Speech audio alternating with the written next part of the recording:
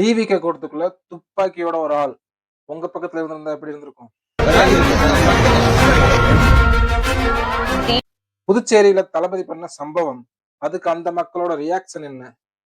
நம்மளோட ரியாக்ஷன் என்ன? உங்களோட ரியாக்ஷன் என்ன? அதையும் கமெண்ட் பாக்ஸ்ல கமெண்ட் பண்ணிட்டு போங்க. புதுச்சேரி மக்கள் உங்கள் அனைவருக்கும் என்னுடைய வணக்கம். வணக்கம் வணக்கம்.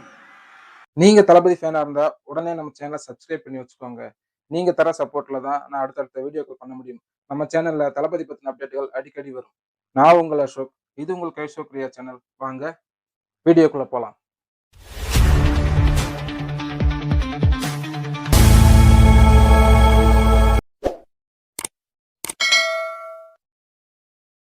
புதுச்சேரியில டிவிகே பொதுக்கூட்டம் நேத்து நடந்துச்சு. நீங்க பார்த்திருப்பீங்க. அதுல ஒரு நபர் துப்பாக்கியோட வந்திருக்காரு. இது எத்தனை பேருக்கு தெரியும் தெரியாதுன்னு தெரியல. டிவிகே பிரச்சார கூட்டத்திற்கு துப்பாக்கியுடன் வந்த நபர் பலத்த பாதுகாப்பு நிறைஞ்ச இடத்துல இது எப்படி நடந்துச்சு?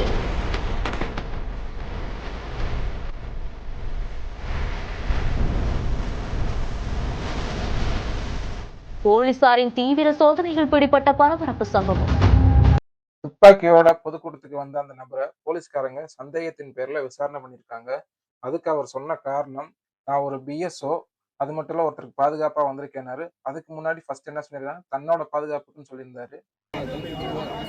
தமிழக வெற்றி கழகத்துடைய தலைவர் பங்கேற்கக்கூடிய மக்கள் சந்திப்பு கூட்டம் நடைபெறக்கூடிய நிலையில துப்பாக்கியோடு வந்து அவர் பிடிபட்டிருக்கார்.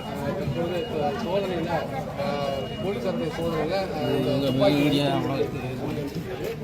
காவல்துறை விசாரணையில எதற்காக துப்பாக்கியை கொண்டு வந்தார் என்ற அடிப்படையில் விசாரணையானது மேற்கொள்ளப்பட்டிருக்கிறது. தமிழகத்தை சேர்ந்தவர் என்றும் சிவகங்கை மாவட்டத்தை சேர்ந்தவர் என்றும் அவர் விசாரணையில் தெரிவித்திருக்கார். டேவிட் என பதிலளித்திருக்கார். தாவேக்காவுடைய நிர்வாகிகள்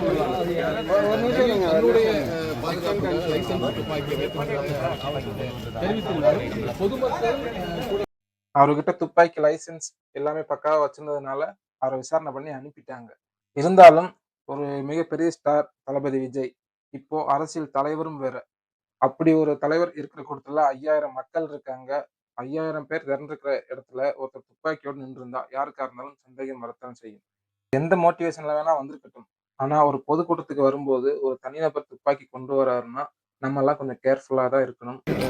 சார் எதுக்கு துப்பாக்கி எதுக்கு சார் கொண்டு வந்தீங்க? என்ன காரணம் சார்? சார் என்ன அது என்ன காரணம்? என்ன எதுக்காக கொண்டு வந்தீங்க? பப்ளிக் பிளேஸ்க்கு எதுக்கு கொண்டு வந்தீங்க? என்னோட லைசன்ஸ் எல்லாம் இருக்கு. தமிழ்நாட்டுல இருந்து யாரும் வரக்கூடாதுன்னு சொல்லியிருக்காங்க. நீங்க எப்படி வந்தீங்க சார்? தமிழ்நாட்டுல இருந்து யாருக்கும் அனுமதி இல்லை. உள்ள எப்படி சார் அனுமதிச்சாங்க? காவல்துறை கட்டுப்பாட்டை மீறி நீங்க எப்படி உள்ள வந்தீங்க? அவர்கிட்ட பேசுங்க சார். தமிழ்நாட்டுல இருந்து யாரும் இல்ல சார், காவல்துறை கட்டுப்பாட்டை மீறி உள்ள எப்படி சொன்னீங்க? தொடர்ந்து காவல்துறை விசாரணை மேற்கொண்டு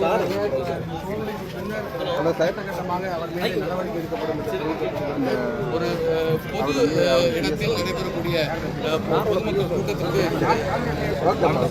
எந்த இடத்துல இருக்கிறீங்க? நான் சொல்றேன் யாரோட பிஎஸ்ஓன்னு சொல்லிட்டு நீங்க வந்து டீடைல்ஸ் பக்கம் வந்து பாஸ் வச்சுன்னு வந்தீங்கன்னா வந்து கேட்க போறாங்க. அது நீங்க விஐபி கூட வரணும்.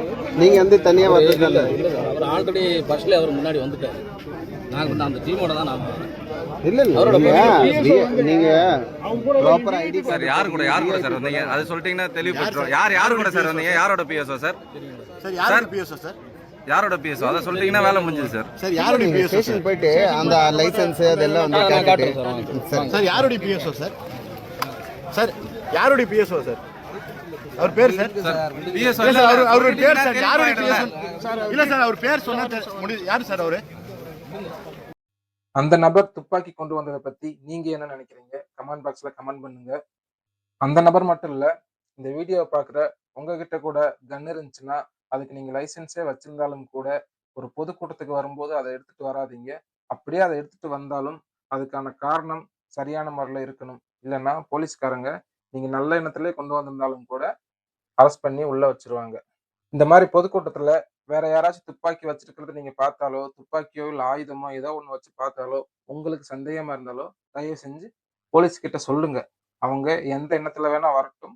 அதை வந்து போலீஸ் விசாரணை பண்ணி இவரை மாதிரி நடவடிக்கை எடுப்பாங்க. அடுத்து புதுச்சேரியில தளபதி என்ன சொல்லியிருக்காரு, அதுக்கு அந்த மக்கள் எப்படி ரியாக்ட் பண்ணியிருக்காங்கன்னு பார்த்துருமா? தமிழ்நாடு ஒரு தனி மாநிலம், புதுச்சேரி ஒரு தனி யூனியன் பிரதேசம். அவங்களுக்கு தான் தமிழ்நாடு தனி, புதுச்சேரி தனி, இப்படிலாம் இருப்பாங்க. ஆனா நமக்கெல்லாம் அப்படி கிடையாதுங்க. நாமெல்லாம் வேறு வேறு கிடையாது, நாம எல்லாரும் ஒண்ணுதான். தளபதி எந்த ஊருக்கு போனாலும் அங்க இருக்கிற சிறப்புகளையும் அங்க இருக்கிற பிரச்சனைகளையும் நோட் பண்ணி சொல்றது அவரோட வழக்கம்.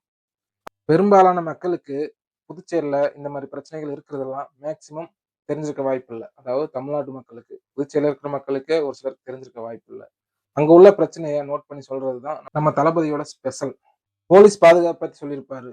சும்மா சொல்லக்கூடாது. உண்மையிலேயே புதுச்சேரி போலீஸ் வந்து ஒவ்வொருத்தரையும் செக் பண்ணி என்னென்ன கொண்டு வராங்கன்றதை நீங்க சோசியல் மீடியால பார்த்துருப்பீங்க.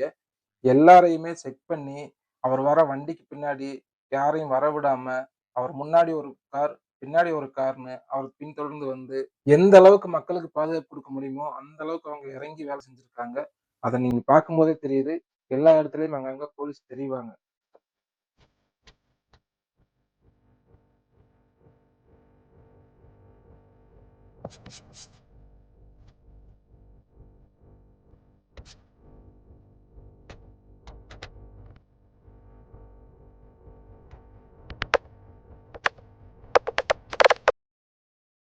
கரூர் பிரச்சனையும் சரி, இல்ல அதுக்கு முன்னாடி விஜய் போன இடங்கள்லாம் சரி, இந்த அளவுக்கு பாதுகாப்பு இருந்துச்சான்னு கேட்டா கண்டிப்பா கிடையாது. தளபதி சொல்ற மாதிரி அவங்க கிட்ட இருந்து இந்த கவர்மெண்ட் கத்துக்கணும். அதுதான் உண்மை. தமிழ்நாடு, புதுச்சேரி, கேரளா, கர்நாடகா, ஆந்திரா மட்டும் இல்ல, உலகத்துல எந்த மூலையில நம்ம வகைரா இருந்தாலும் அவங்க எல்லாருமே நம்மளோட உயிர் தான், அவங்க எல்லாருமே நம்மளோட உறவு தான். புதுச்சேரினாலே உடனே ஞாபகத்துக்கு வர்றது மணக்குள விநாயகர், அரவிந்தர் ஆசிரமம், வில்லியனூர் மாதான் சொல்லி இவங்க எல்லாரும் ஞாபகத்துல வருவாங்க. அது மட்டும் இல்ல, இந்த புதுச்சேரி கவர்மெண்ட்டை பத்தி நாம சொல்லியே ஆகணும். இது டெஃபினட்டா தமிழ்நாட்டில் இருக்கிற மாதிரி நம்ம திமுக கவர்மெண்ட் மாதிரி கிடையவே கிடையாது. ஏன்னா வேற ஒரு அரசியல் கட்சி நடத்துற நிகழ்ச்சியாகவே இருந்தாலும் அந்த நிகழ்ச்சிக்கு தன்னெழுச்சியா வர நம்ம மக்களுக்கு பாதுகாப்பு கொடுத்து பாரபட்சமே காட்டாம இந்த கவர்மெண்ட் நடந்துகிட்டு இருக்கிறாங்க. அப்படிப்பட்ட இந்த புதுச்சேரி கவர்மெண்ட்டுக்கும் நம்ம புதுச்சேரி சிஎம் சார் அவர்களுக்கும்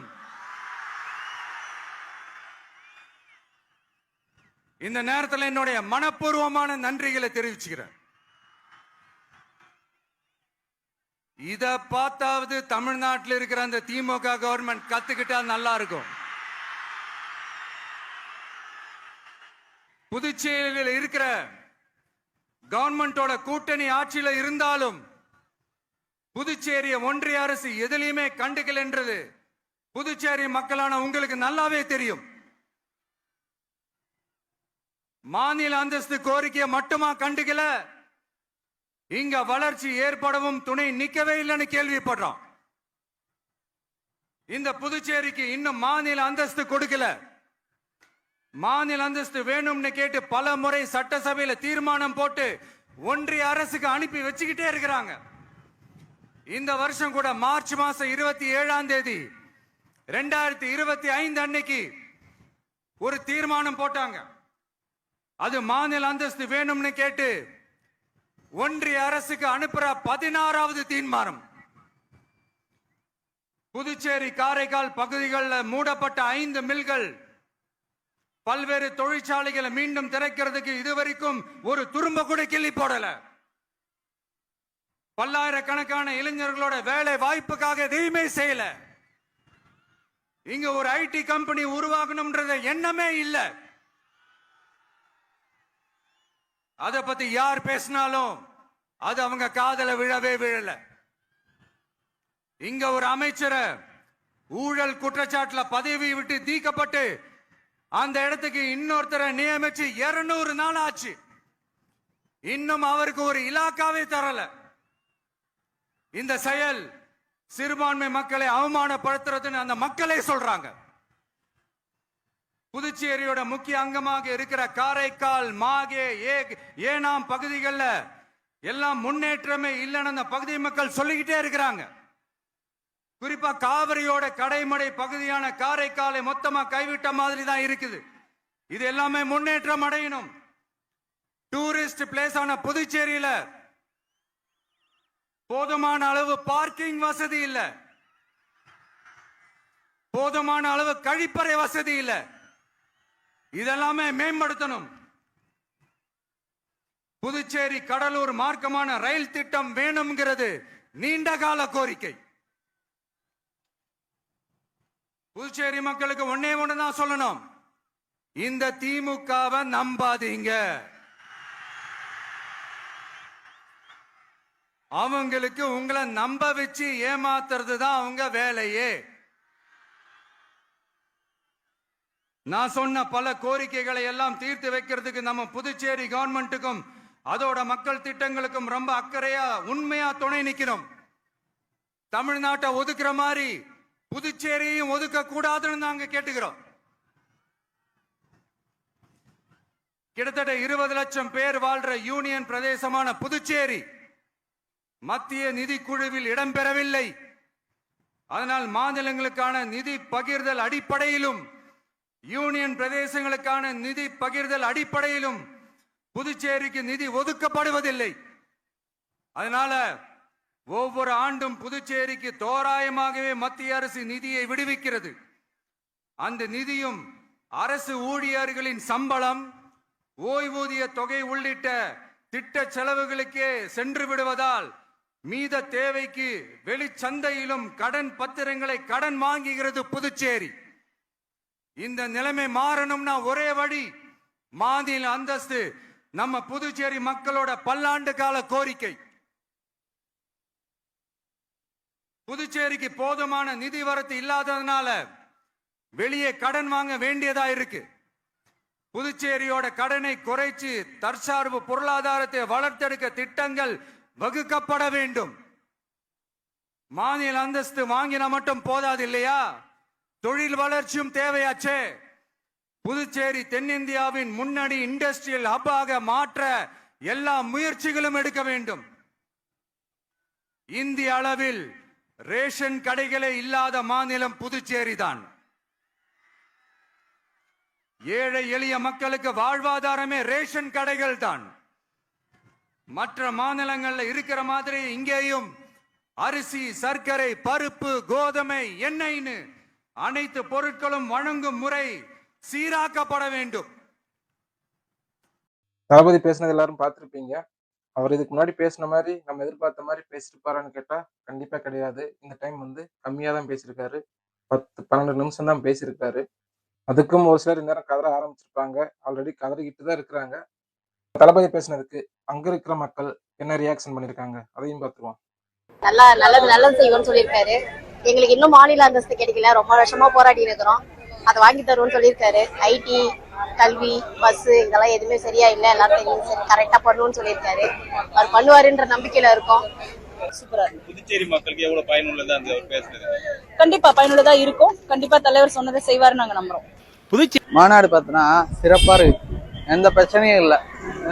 இப்பனா தமிழ்நாட்டுல ஏதாவது பிரச்சனை வரும், இடம் சரியில்லை, ஏதாவது ஒரு கோரிக்கை கொடுப்பாரு.